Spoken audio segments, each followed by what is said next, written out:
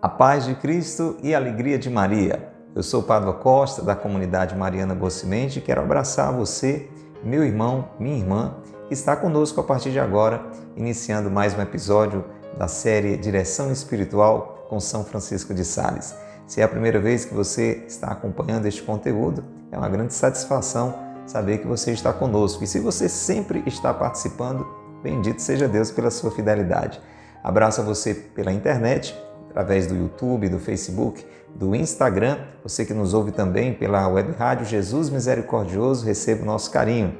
É muito bom saber que você está nos vendo ou pela comunidade Mariana Boa Semente, pelas diversas plataformas, ou pelas páginas da paróquia de Santo Antônio de Quixaramubim. Um abraço carinhoso a você, ouvinte da Rádio Cultura, conosco nas noites da Rádio do Bem. Estamos aqui na 102.1 Cultura FM, de segunda a sexta, levando até você o programa Direção Espiritual com São Francisco de Sales. Nós queremos saber quem é você, de onde você está nos ouvindo. É de casa? É do trabalho? É no seu carro? Mande uma mensagem pelo WhatsApp aqui da rádio, liga para nós e fale da sua audiência. É bom saber como você está recebendo esta programação aqui da Rádio Cultura.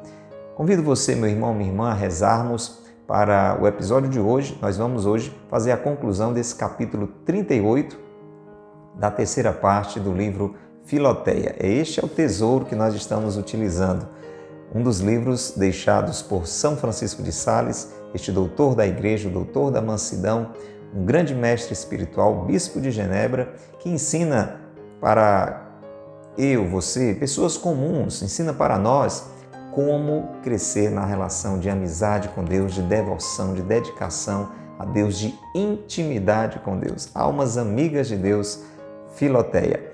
Estamos aqui, dia a dia, levando até você capítulo por capítulo. No caso desse capítulo 38, um pouquinho mais extenso, nós dividimos em algumas partes. O livro tem 5 partes. Já passaram por aqui 2 inteiras que estão à sua total disposição nas nossas playlists, é só conferir.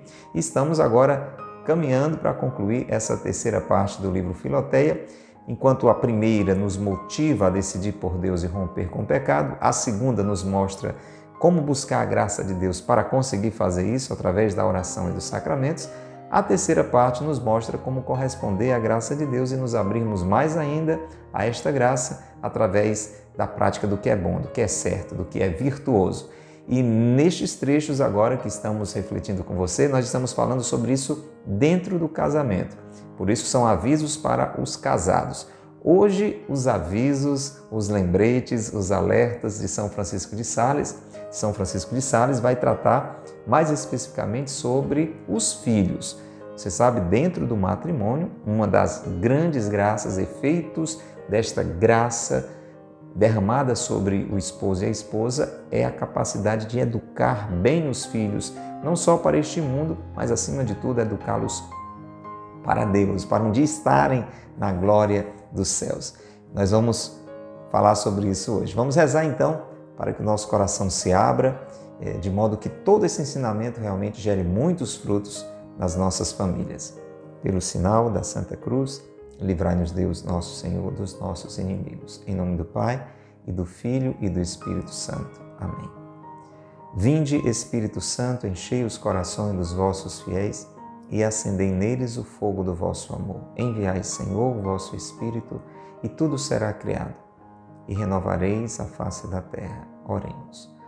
Ó Deus, que instruíste os corações dos vossos fiéis com as luzes do Espírito Santo, fazei que apreciemos retamente todas as coisas segundo o mesmo Espírito e gozemos sempre de sua consolação. Por Cristo, Senhor nosso. Amém.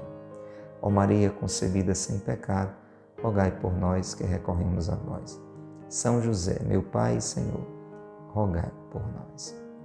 Reze conosco a oração a São Francisco de Sales. Glorioso São Francisco de Sales, vosso nome carrega a doçura ao coração mais aflito. Suas obras exalam a seleta piedade. Sua vida foi um sacrifício contínuo de amor perfeito, cheio de sabor real para as coisas espirituais, abandono generoso e amoroso à vontade divina. Ensinai-me a humildade interior, a doçura exterior e a imitação de todas as virtudes dos corações de Jesus e Maria. Amém. São Francisco de Sales, rogai por nós. Pelo sinal da Santa Cruz, livrai-nos Deus, nosso Senhor, dos nossos inimigos. Em nome do Pai, e do Filho e do Espírito Santo. Amém. Com o livro Filoteia nas nossas mãos, nós vamos então para a conclusão deste capítulo 38, falando para os casados, mesmo que você não seja casado, esse assunto interessa a você, porque você é filho de algum casal, porque você pensa em casar, então é interessante para todos nós. Você que é padre, você que é freira, com certeza precisa ajudar a muitos casais ou jovens que querem casar. Então é um ensinamento importante para todos nós. Muito bem, no episódio anterior, no último programa, a gente começou, já deixou você com um gostinho sobre essa orientação para como o casal compreender a relação com os filhos. E a gente citava no final do episódio anterior o exemplo de Santa Mônica, né, que teve um filho ilustre, nem sempre tão santo, né, mas que graças às suas orações chegou a uma altíssima santidade, Santo Agostinho. Então a gente vai retomar a partir daí, ok? Vamos lá. Santa Mônica, estando pejada, grávida, né? Esse termo aí não é tão comum da gente ouvir, estando gestante, né? Estando grávida, esperando o grande Santo Agostinho, consagrou com repetidos oferecimentos à religião cristã e ao serviço da glória de Deus, como ele próprio testifica, dizendo que já no ventre de sua mãe tinha provado o sal de Deus. Você entendeu que coisa linda? Santa Mônica, enquanto estava gestante com Santo Agostinho ali no seu ventre, ela já o consagrou repetidas vezes a Deus. Esse filho eu entrego a ti, esse filho é teu. Que bonito, não é? São Francisco de Sales vai estar, então, com isso, incentivando as mães a fazerem isso desde a gestação. Olha que bonito o que ele diz. Ele diz assim, sobre este exemplo de Santa Mônica: é um grande ensinamento para as mulheres cristãs oferecer à Divina Majestade o fruto de seus ventres. Deixa eu falar para você que talvez esteja gestante, você está esperando um bebê, minha irmã, deixa aí no comentário se é o seu caso, estamos falando diretamente para você. Você tem oferecido esse filho a Deus, essa filha a Deus, seja homem, seja mulher, hein? Existem tantas preocupações necessárias com relação ao pré-natal, ao acompanhamento da gestação, e essa dimensão espiritual, será que está sendo lembrada? Então ele diz assim, que é muito importante oferecer à Divina Majestade, oferecer a Deus o fruto do ventre, aquela criança que está assim, sendo gerada ali, mesmo antes que deles tenham saído. Por quê? A gente lembra até aquela passagem de Jeremias que diz desde do ventre, não é? Jeremias já era consagrado a Deus. Coisa linda. A gente vê João Batista vivendo essa experiência ali no ventre de Santa Isabel. Porque Deus, aqui vem a justificativa, Deus que aceita as oblações de um coração humilde e bem formado, ordinariamente favorece os bons desejos das mães nessa circunstância. Que coisa linda! Deus está atento a esse tipo de oferenda. Então, uma mãe que com o filho ali no ventre já o oferece a Deus, recebe muita graça, muita bênção sobre a vida dela, sobre a vida daquela criança. Sejam disso testemunhas Samuel. Olha, filhos que foram oferecidos e por isso muito abençoados, muito agraciados, já no ventre de suas mães. Samuel, Santo Tomás de Aquino, Santo André de Fiesole e muitos outros. A mãe de São Bernardo, olha outro exemplo. Digna mãe de um tal filho, tomando seus filhos e filhas nos braços, apenas nasciam, assim que os meninos nasciam, olha que coisa bonita. Ele primeiro cita Santa Mônica ali já desde o ventre. E a mãe de São Bernardo, ela tinha essa prática. Assim que a criança nascia, olha que linda, dá até para a gente imaginar a cena. Assim que seus filhos nasciam, tomava seus filhos e filhas nos braços, oferecia-os a Jesus Cristo. A criança nasceu, já pegava ali o bebezinho Jesus é teu, Jesus é tua. E desde logo os amava com respeito como coisa sagrada. Você entendeu? Pegava o bebezinho recém-nascido, oferecia. É teu, Senhor. É tua, Senhora. Pronto, agora já não é mais simplesmente seu filho, sua filha. É de Deus. Você ofereceu, é de Deus. E aí ela entendia isso e entendia que aquele menino, pela oferta que ela tinha feito, e Deus com certeza aceitou, era sagrado. Aquele menino já era sagrado. Era uma coisa sagrada. Muito lindo isso aqui. E que Deus lhe tinha confiado. Então, aquele menino que ela ofereceu a Deus, Deus já acolhe e confia para que ela cuide dele, para que ela e o pai cuidem deles. É uma visão espiritual tão bonita, não é? Dos nossos filhos. Você tem pensado assim nos seus filhos, nas suas filhas? São de Deus. E você imagina depois que é batizado, né? Então, se essa oferta aqui é, digamos, meramente devocional e lindamente devocional, né? Não é um sacramento, está ainda no ventre, acabou de nascer. Imagina então depois que os nossos filhos são batizados, porque são sacramentalmente consagrados a Deus, entregues a Deus, pertencentes a Deus. O que, então, diz São Francisco de Sales com relação à mãe de São Bernardo, o que lhe deu tão feliz resultado que todos os seus 7 filhos foram muito santos. Isso aqui dá certo. A mãe de São Bernardo, o menino nascia, ela já oferecia a Deus e cuidava dele como sendo mesmo de Deus, consagrado a Deus. Os 7 filhos foram santos, muito santos. É um bom conselho, é ou não é? Mas, uma vez vindos os filhos ao mundo, continua São Francisco de Sales, e começando a ter o uso da razão, devem os pais e mães ter um grande cuidado de lhes imprimir o temor de Deus no coração. Escute isso aqui, muito interessante. Até agora ele falou de crianças no ventre, de crianças recém-nascidas, ali ainda nos braços da mãe, mas ele está dizendo o seguinte: o menino foi gerado, nasceu, né, vai crescendo, começa a entender as coisas, começa a ter o uso da razão. O cuidado que os pais devem ter de estimular aos seus filhos, que já começam a entender as coisas, o temor de Deus. Que Deus existe, que Deus é bom, que Deus é amor, que Deus quer tudo de melhor para nós e nós precisamos estar atentos a Deus e respeitar a Deus e temer a Deus, que é todo amoroso, todo poderoso, dar à criança essa educação religiosa. Muitas vezes os pais se preocupam com o melhor colégio, a melhor escola, dar a melhor roupa, a melhor comida, tudo de melhor para o seu filho. Mas nem sempre lembra de dar a melhor evangelização, a melhor educação religiosa. E aqui São Francisco de Sales está dizendo que isso é indispensável. E deixa eu dizer para você que está ouvindo a Rádio Cultura nesta noite, você que está pela internet, aí no seu celular, no seu computador, cada vez mais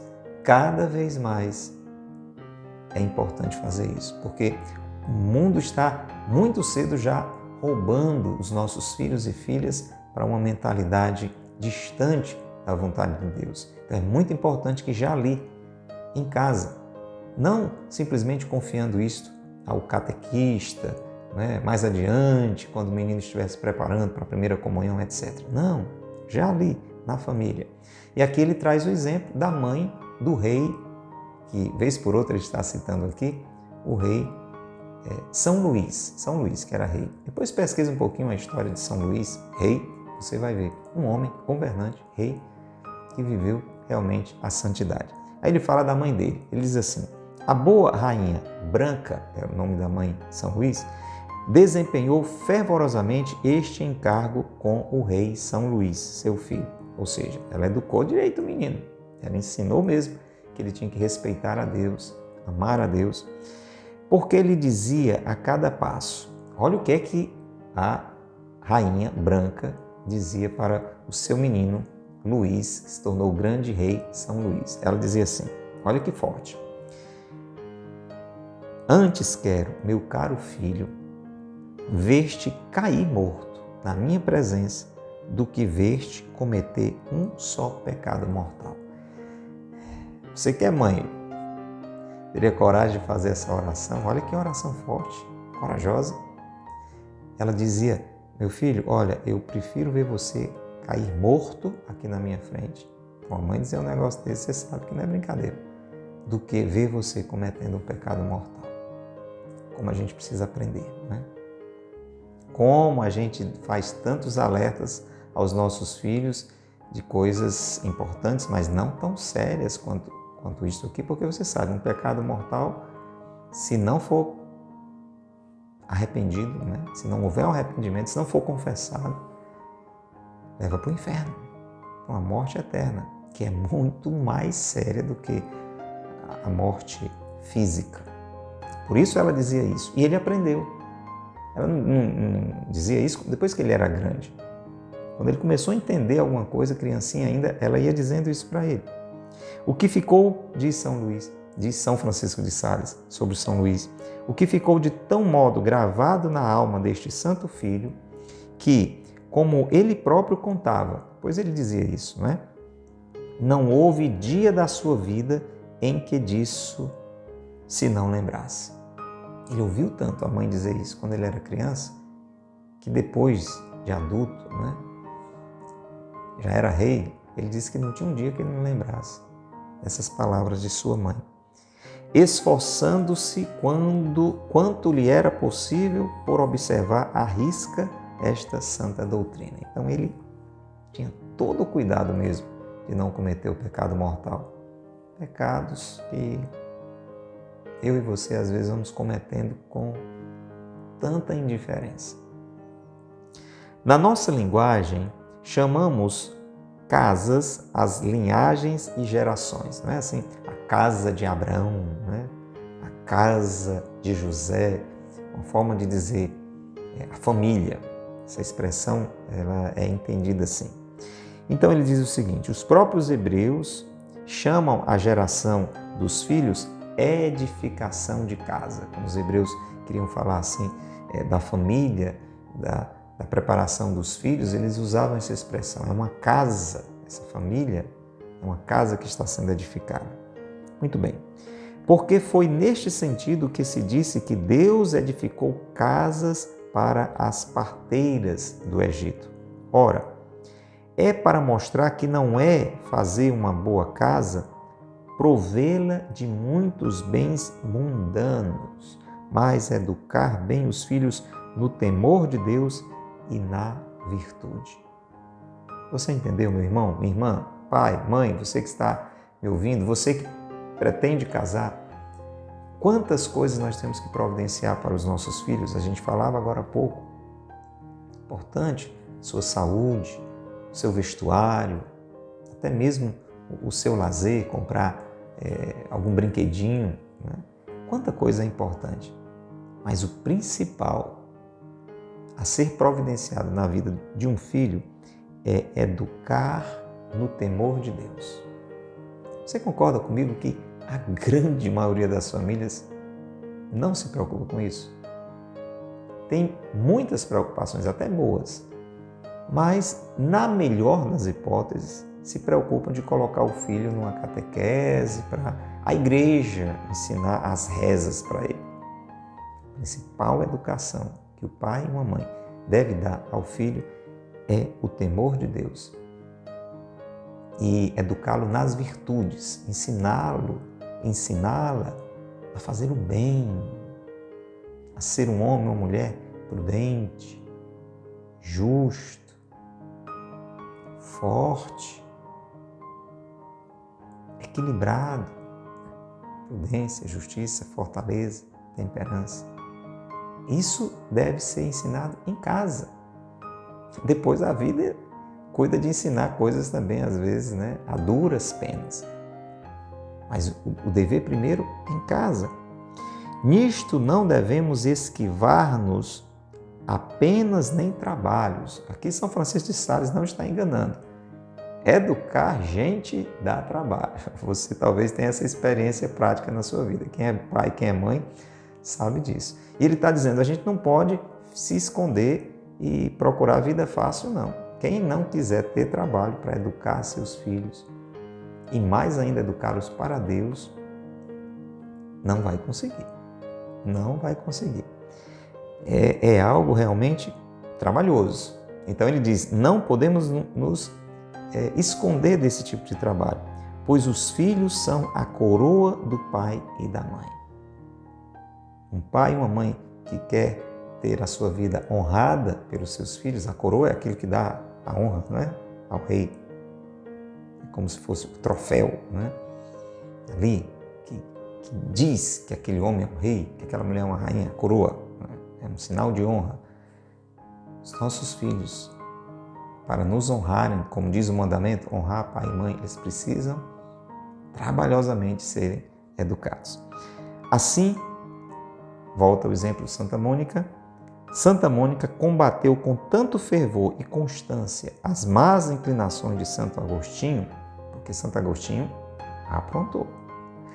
Ele acabou enveredando por um caminho desastroso, entregue à promiscuidade, a um sexo desordenado, muito inteligente, ficou procurando o que era certo, o que era bom, o que era realmente a verdade, mas enveredou por muita coisa que não era boa, que não era a verdade propriamente de Deus. E Santa Mônica não se cansou de corrigir, de rezar por ele. Como eu e você não podemos nos cansar de fazer isso com os nossos filhos. Uma constância no combate às más inclinações. E diz São Francisco de Sales, a ponto de que Santa Mônica, tendo seguido por mar e por terra, o tornou mais felizmente filho de suas lágrimas, pela conversão da sua alma, do que o tinha sido do sangue pela geração de seu corpo. Então, como toda mãe, sofreu ali a realidade da gestação, do parto, mas São Francisco de Sales diz que ela gerou Santo Agostinho muito mais por esse acompanhamento da vida dele, que ela fez de um lado para o outro, principalmente pela sua oração, pelas suas lágrimas. Quanto Santa Mônica, por tanto tempo, sofreu, chorou por Santo Agostinho e valeu a pena. Olha o grande santo que ele se tornou. Não desista do seu filho, não desista da sua filha. Faça como Santa Mônica, vá de um lado para o outro, procurando estar perto, amar, aconselhar e rezar por ele. E, se for o caso, chorar por ele diante de Deus. São Paulo deixa como incumbência às mulheres o governo da casa. E aqui vem uma outra página, né? Se falou bastante dos filhos, né? E agora São Paulo vai também, citado aqui por São Francisco de Sales, trazer mais luzes a esse papel da mulher e ao papel do homem. Escute, São Paulo diz, a incumbência das mulheres é o governo da casa. E por isso, muitos seguem esta verdadeira opinião, que a sua devoção é mais frutuosa para a família que a dos maridos. Entende? Ele está falando sobre educação dos filhos. E você pode até ter percebido como se ele tivesse dado um destaque só à mãe, né? Citou Santa Mônica, citou a Rainha Branca, mãe de São Luís, citou a mãe de São Bernardo e o pai desses meninos aí. Não contam, não? Contam também, claro, pai e mãe. Mas ele está explicando agora que, de alguma forma, as mulheres, elas têm um papel maior ainda com relação a isso. É claro que ele vai falar isso em uma realidade que também, infelizmente, já mudou muito no nosso tempo. Ele está falando isso, como você vai entender, a partir do fato de que a mulher estaria mais tempo em casa. São Paulo diz que a mulher tem que cuidar da casa, o governo da casa, né? O homem vai para o campo de trabalho, né? Providenciar o necessário, a mulher em casa vai desempenhar suas tarefas. De novo, vamos comprar uma briga aqui. Talvez você esteja dizendo assim, por que tem que ser assim, né? E por que o homem vai trabalhar e a mulher vai ficar em casa? Veja que, às vezes, o que a gente tem visto, tem feito, não tem dado muito certo. Sai o homem para um lado, sai a mulher por outro. E os filhos? Ficam com a babá. Será que funciona? Tanto quanto se fosse a mãe que ficasse? E não, porque não inverte. Então a mãe vai trabalhar e o homem fica em casa. Né? Aquele lado assim de concorrência entre homem e mulher.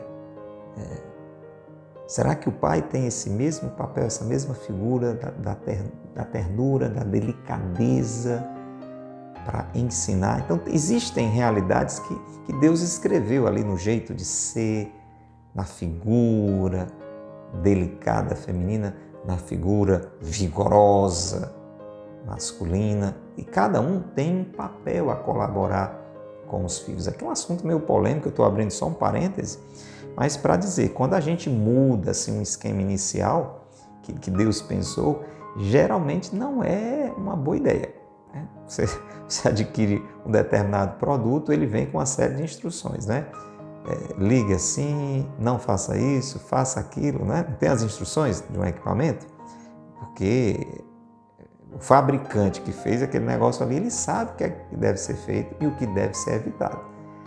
Se você já alguma vez descumpriu as instruções, você sabe que não tem direito nem à garantia, né?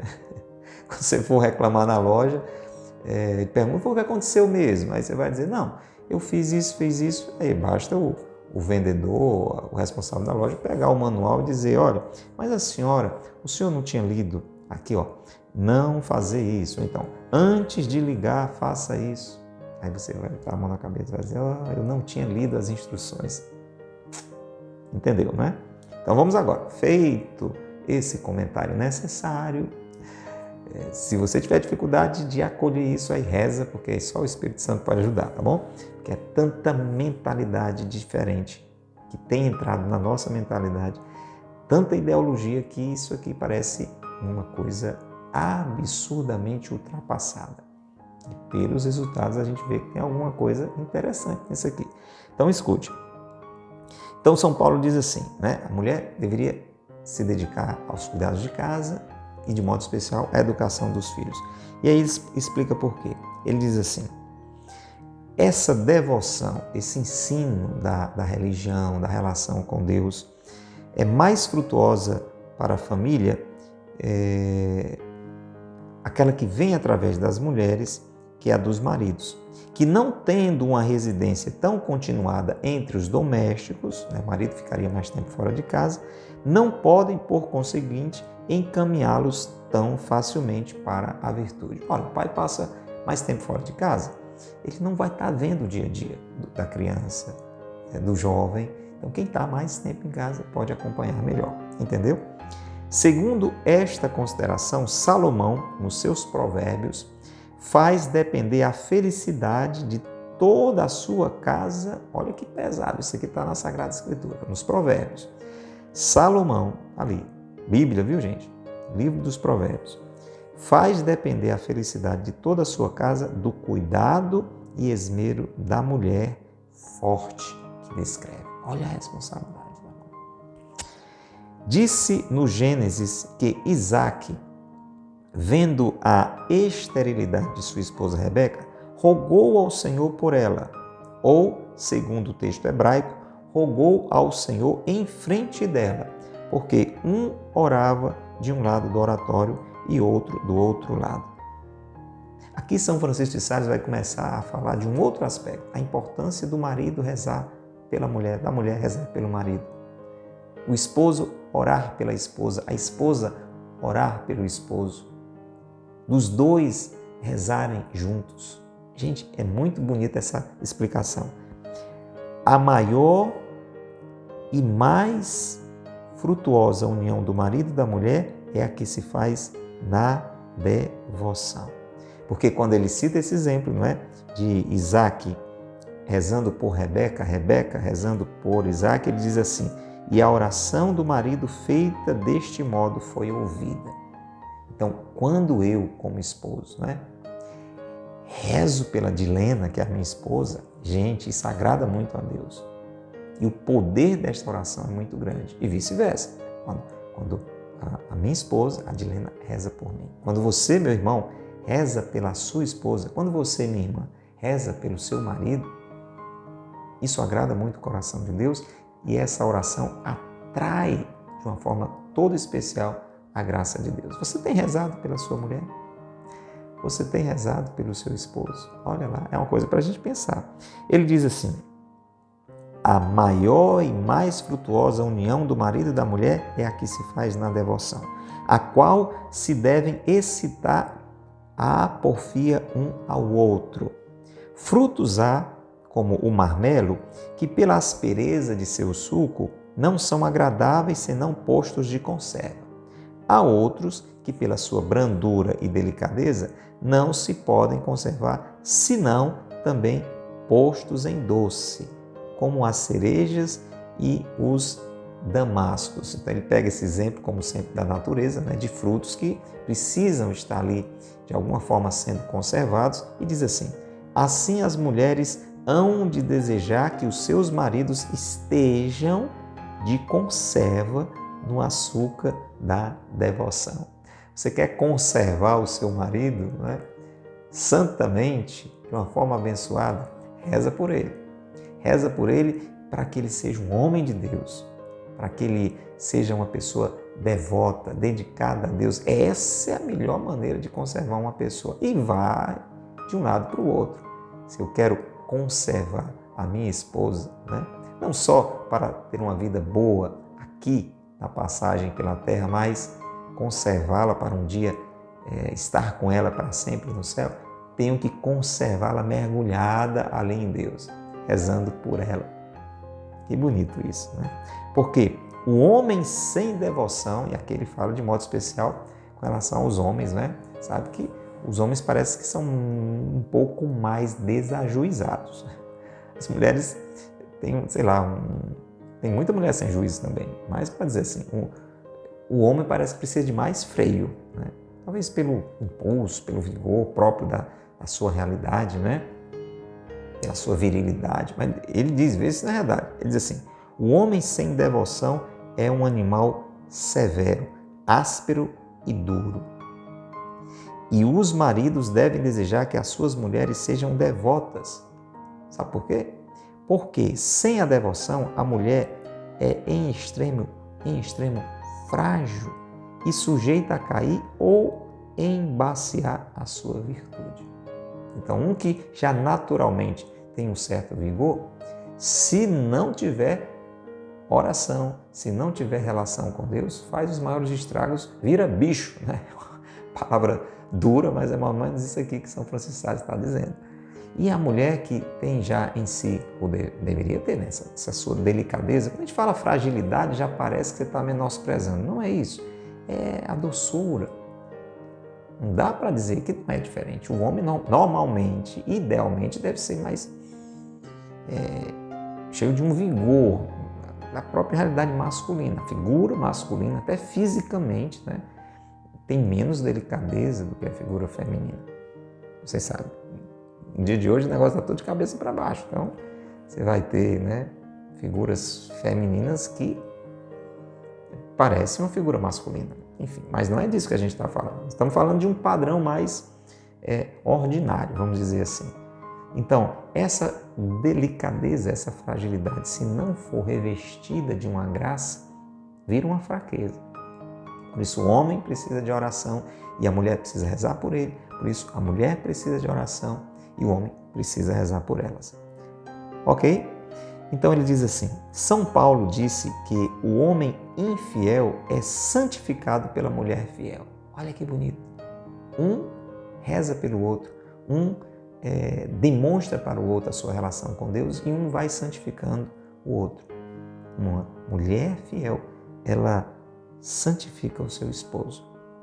E a mulher infiel também é santificada pelo homem fiel. Porque nesta estreita aliança do casamento, um pode facilmente puxar o outro à virtude. Se um homem vive a santidade e a sua mulher, na sua fraqueza, está vivendo de uma forma infiel a Deus, através da sua oração, através do seu exemplo, da sua dedicação, da sua paciência, ele pode santificar aquela esposa. E da mesma forma, uma esposa. Talvez você está ouvindo e dizendo, mas não é verdade, porque o meu marido não tem o menor juízo, vive fazendo o que não presta e eu vivo na igreja, eu vivo rezando. A gente ouviu hoje sobre a paciência de Santa Mônica, as lágrimas de Santa Mônica. Mas o que a palavra de Deus diz, dá certo. Pode ser que demore, mas dá certo, dá certo. Santa Rita, depois procura conhecer um pouquinho a história de Santa Rita de Cássia, a dificuldade que ela teve com o marido dela, né? Mas Deus concede a graça, Deus concede a graça. Mas que grande bênção há quando o homem e a mulher fiéis... Agora veja, se uma mulher fiel santifica o marido infiel, se um homem fiel santifica uma esposa infiel, veja quando os dois são fiéis. Aí é um estouro de maravilha. Então ele diz que grande bênção há quando o homem e a mulher fiéis se santificam um ao outro no verdadeiro temor de Deus. Aí é santidade transbordando, né? Além disso, hão de ter tanta condescendência um com o outro que nunca... Outra dica importante, já no finalzinho, estamos terminando essa parte porque, afinal de contas, já demos uma boa esticada, né? Então esse episódio está um pouquinho mais longo, mas vale a pena. Já vamos terminar. O que é que ele vai dizer agora? Ele vai dizer o seguinte, preste atenção. Em toda essa relação do marido com a mulher, tem que ter muito cuidado para evitar briga, bate-boca. Você briga muito com sua esposa? Um diz uma coisa, outro diz outra. Tem sido assim? Isso não é bom. Isso estraga totalmente a beleza da relação. Ouça São Francisco de Sales falando sobre isso. Tem coisa que a gente até sabe sem tanto esforço, né? Que não termina em boa coisa. Esses bate-bocas, um diz uma coisa, outro diz outra, um fala alto, outro fala mais alto, vira uma gritaria. Olha aqui, ele diz assim: nunca se aborreçam e irritem ambos ao mesmo tempo. Alguém tem que manter a calma, senão a casa cai. Evitar irritar-se ao mesmo tempo. Aí eu posso me irritar? Acontece, né? E a minha esposa pode se irritar? Também. Mas tem que ter cuidado para não ser os dois ao mesmo tempo, né? Na medida do possível, tem que buscar isso aí. Nunca se aborreçam e irritem ambos ao mesmo tempo e de repente, para que entre eles não se note dissensão nem disputa. As abelhas não podem estar em lugar onde se ouvem ecos e estrondos e onde soa a voz repetida, né? Então, num lugar onde tem muito barulho, muita explosão e tudo, as abelhinhas, né, não ficam. Nem o Espírito Santo pode demorar numa casa onde há disputas, réplicas e repetição de vozes e altercações. Olha que forte isso aqui. Em resumo, é assim: o Espírito Santo não fica onde ele vê muita briga, muita gritaria. Eu quero a minha casa cheia do Espírito Santo. Você quer a sua casa cheia do Espírito Santo? Pois evite esses bate-bocas, essas gritarias, essas confusões. E termina assim São Francisco de Sales. São Gregório Nazianzeno diz que, no seu tempo, os casados faziam festa no aniversário dos seus casamentos. Vai terminar falando em festa, tá bom? Para terminar para cima. Então, São Gregório dizia que naquele tempo, hoje ainda se faz, né? Festa de casamento. Você celebra o seu casamento.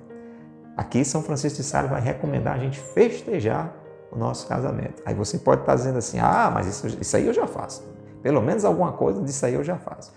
Quando é dia do nosso aniversário de casamento, a gente chama os amigos, e é muita bebida, e tem muito forró, e tem muita festa. Opa, peraí, vamos ouvir o conselho do começo ao fim. E eu, por certo, aprovaria que se introduzisse este costume, diz São Francisco de Sales. Que costume? Costume de festejar a data do casamento. Contanto, aí tem um contanto aqui, contanto que não fosse com aparatos de diversões mundanas e sensuais, mas que os maridos e mulheres, tendo-se, olha as dicas para festejar bem o casamento, a data do casamento. Maridos e mulheres, tendo-se confessado e comungado nesse dia, recomendassem a Deus mais fervorosamente que de costume, porque isso tem que ser feito sempre, mas nesse dia mais ainda, o progresso do seu matrimônio, renovando os bons propósitos de o santificar cada vez mais por uma recíproca amizade e fidelidade, e cobrando alento em nosso Senhor para arcar com os encargos da sua vocação. Festeje o dia do seu casamento. Que dia foi que você casou? Festeje o dia do seu casamento. Mas eu posso convidar os amigos, fazer uma festinha em casa, se for uma coisa sem exagero, né? Sem muitos aparatos, pode fazer, não tem problema. Mas mais do que isso, procura se confessar. Você e sua esposa ali em torno da festa do casamento, da data. Participarem da missa, comungar. Quem sabe pedir ao padre para fazer uma oração de renovação do matrimônio e fazer essa oração no coração, pedindo toda a graça necessária para viver santamente o matrimônio. Conselhos maravilhosos. Capítulo 38 da terceira parte do livro Filoteia é um retiro, é um curso de formação para casais. Vamos pedir para toda essa graça ser derramada sobre as nossas famílias. Se você lembra de alguma família, pode ser a sua, que esteja passando por muita crise, a ponto de desabar, coloque agora essa família nessa nossa oração. Pai nosso que estais nos céus, santificado seja o vosso nome. Venha a nós o vosso reino. Seja feita a vossa vontade, assim na terra como no céu. O pão nosso de cada dia nos dai hoje. Perdoai-nos as nossas ofensas, assim como nós perdoamos a quem nos tem ofendido. Não nos deixeis cair em tentação, mas livrai-nos do mal. Amém. Ave Maria, cheia de graça, o Senhor é convosco. Bendita sois vós entre as mulheres, bendito é o fruto do vosso ventre, Jesus. Santa Maria, Mãe de Deus, rogai por nós, pecadores, agora e na hora de nossa morte. Amém. Rogai por nós, Santa Mãe de Deus, para que sejamos dignos das promessas de Cristo. Amém. São José, meu Pai e Senhor, rogai por nós. São Francisco de Sales, rogai por nós. Jesus, Maria e José, nossa família, vossa é. Abraço grande para você. Passe adiante tudo isso que você aprendeu aqui, que aprendemos juntos. Compartilhe com o maior número de famílias que você conheça. Ensina essa riqueza que a gente aprendeu, tá bom? E até o nosso próximo encontro, se Deus quiser. Deus te abençoe e Maria te guarde.